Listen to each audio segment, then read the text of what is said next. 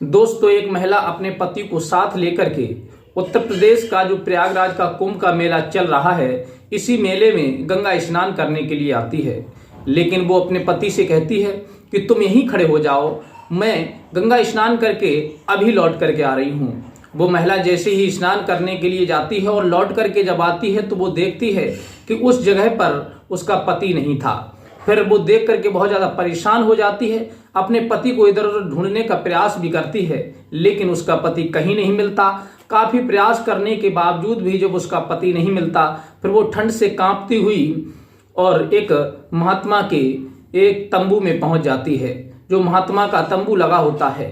फिर वो महात्मा अपने पास बिठा लेता है उस महिला को और कुछ चीज़ खाने के लिए देता है। और जैसे ही वो महिला उस चीज़ को खाती है तो उसके साथ कुछ ऐसा होता है जिसके बारे में आपने कभी कल्पना भी नहीं की होगी कि आखिर एक महात्मा ऐसा भी कभी कर सकता है। तो आइए जान लेते हैं उस महिला के साथ उस महात्मा ने कौन सा ऐसा कृत्य किया था, कौन सी घटना को अंजाम दिया था जिसके बारे में आपने कभी सोचा भी नहीं होगा।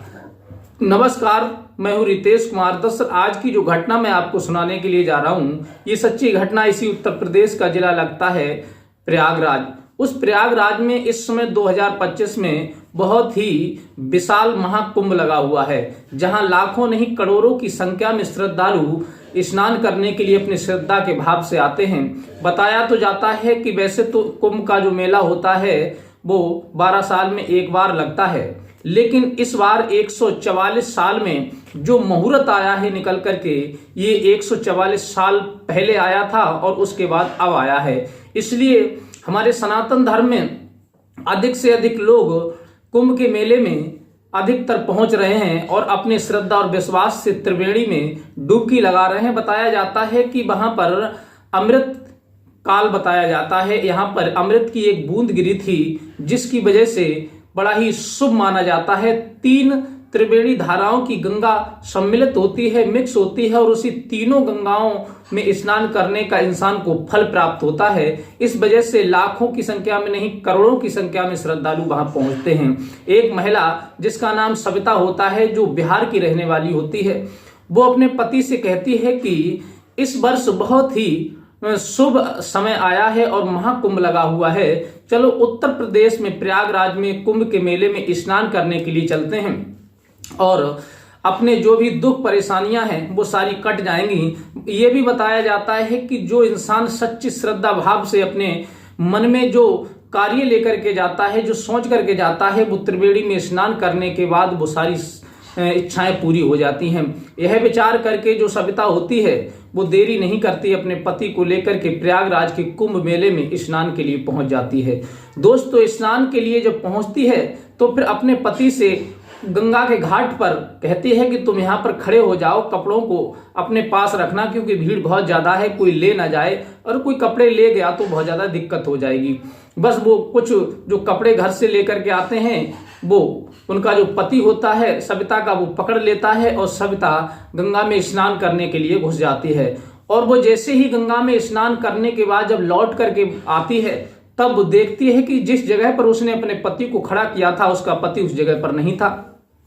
यह देख करके वो बहुत ज्यादा परेशान हो जाती है सविता और इधर उधर ढूंढने लगती है, लेकिन उसका पति कहीं भी दिखाई नहीं देता, क्योंकि इतनी भयानक भीड़ थी कि एक दूसरे से आदमी टच होकर के चल रहा था, फिर भी निकलना बड़ा दुश्वार हो रहा था।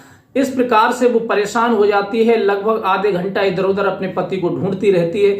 फिर भी उसका पति जब कहीं नहीं मिलता तब वो पुलिस के पास जाती है और पुलिस से कहती है कि साहब, हम बिहार से आए थे लेकिन गंगा स्नान करने के लिए और अचानक से हमारे पति कहीं खो गए इस मेले में। अब हम काफी देर से ढूंढने का प्रयास भी कर रहे हैं लेकिन हमको कहीं मिल नहीं रहे। पुलिस वाले कहते हैं कि इतनी बड़ी भीड़ में आपको आपके पति ऐसे कैसे मिल जाएंगे, इसलिए आप माइक पर जाकर के अनाउंसमेंट कीजिए, क्योंकि यहाँ पर बहुत सारे लोग अधिकांश खो जाते हैं। फिर अनाउंसमेंट जब होता है तब वो आवाज सुनकर के इसी जगह पर आ जाएंगे, अगर कहीं पर होंगे तो परेशान मत हो जाकर के आप माइक में आवाज लगवा दो। ये बात जब वो सुनती है तो उसके दिल में थोड़ी शांति आती है कि चलो पुलिस तो कुछ मदद कर ही रही है।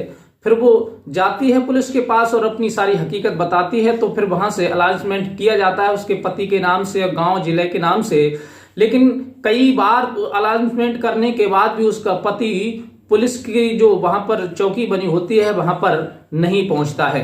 फिर वो महिला आधे घंटा तक वहीं पर बैठती है और उसके बाद फिर आवाज लगवाती है, लेकिन उसके बाद भी पति उसका नहीं आता। इसी प्रकार से 1 घंटा हो जाता है आवाज लगवाते हुए, लेकिन 1 घंटे के बावजूद भी उसका पति जब बाहर नहीं आता है तो वो महिला, दूसरी बात तो ये थी ठंड का मौसम है और उसके जो कपड़े थे, साड़ी जो पहने हुई थी वो सारी उस पानी में भीगी हुई थी, क्योंकि वो स्नान करके आई थी और ठंड की वजह से दूसरा कोई कपड़ा भी उसके पास नहीं था जो ओढ़ सकती थी। जो कपड़े थे, वस्त्र थे, वो सब उसी के पति के पास में थे।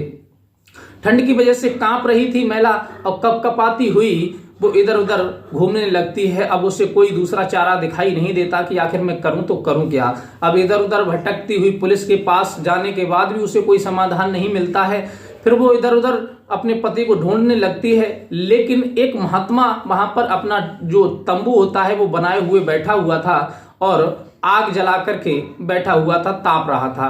तभी वो महिला कपकपाती हुई वह पहुंचती है और वो महात्मा देखता है तो कहता है, अरे आप कैसे यहाँ ठंड में भीगी हुई भटक रही हैं, आपके साथ कोई नहीं है?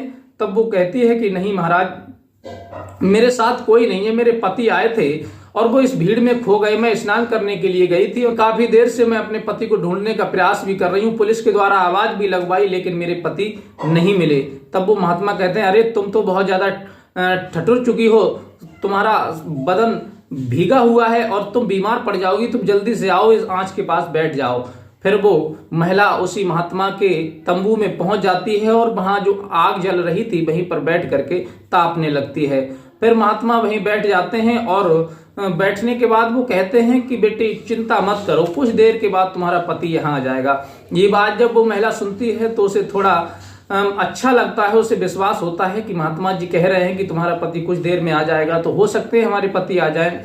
लेकिन यही वार्तालाप होते होते महात्मा एकदम से उस महिला से कहते हैं कि तुम्हारे तो कोई बेटा भी नहीं है और तुम अपने बेटे की इच्छा से तुम इस प्रयागराज में आई थी। ये बात जब वो महिला सुनती है तो वो एकदम से चौंक जाती है और सोचने लगती है, महात्मा तो कोई बहुत बड़े पहुंचे हुए लगते हैं, महाराज जी आपको कैसे पता? वो कहते हैं कि मैं तो सब कुछ जानता हूँ, त्रिकालदर्शी हूँ, मुझे सब कुछ पता है तुम्हारे बारे में। ये बात जब वो महिला सुनती है तो महात्मा के पैरों में गिर जाती है और हाथ जोड़ती है, कहती है कि महाराज जी मेरा सबसे बड़ा दुख तो यही है कि मेरे घर में मेरे द्वारा कोई संतान पैदा नहीं हुई। अगर संतान होती तो मेरा दुख दूर हो जाता, और आप तो अंतर्यामी हैं, आपको तो पता चल गया।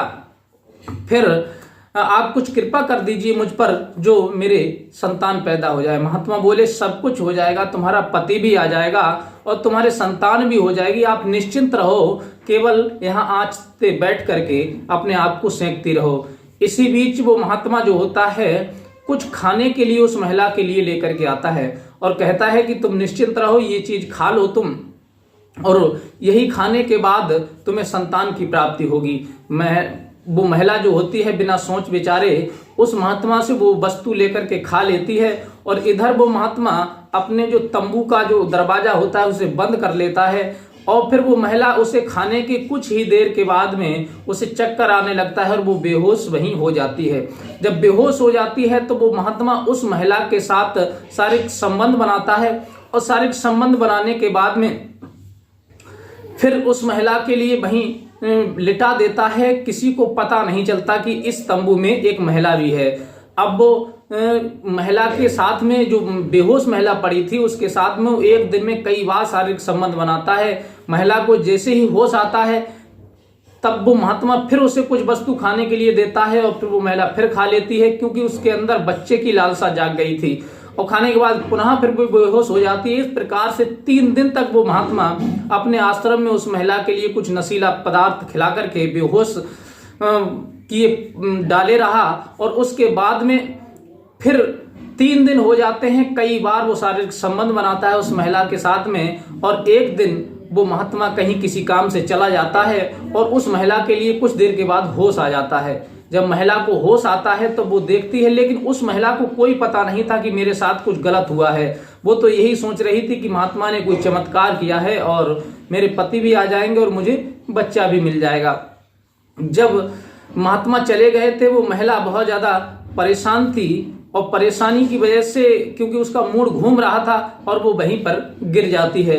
इसी बीच एक पत्रकार की नजर उस महिला पर पड़ जाती है और वो पत्रकार जाकर के जब देखता है कि महिला ये तो नशे की हालत में है, इसे किसी ने कुछ खिला दिया है या फिर यही खुद नशा कर रही है, तब वो पुलिस को बुला करके लाता है। जब पुलिस वहां पर आती है और पुलिस उस महिला को उठा करके ले जाना चाहती है, तब वो महिला कह देती है कि नहीं, मैं ऐसे नहीं जा सकती तुम्हारे साथ, हमारे गुरुजी आ जाएं फिर मैं तुम्हारे साथ चलूंगी। वो पुलिस वाले पूछते हैं कि आपके गुरु कहाँ गए हैं, तब वो बताती है कि मुझे पता नहीं, मैं तो बेहोश पड़ी थी और महाराज जी ने कुछ चमत्कार किया था, मैं बेहोश हो गई थी और वो कहीं गए हैं, आते ही होंगे फिर चलेंगे।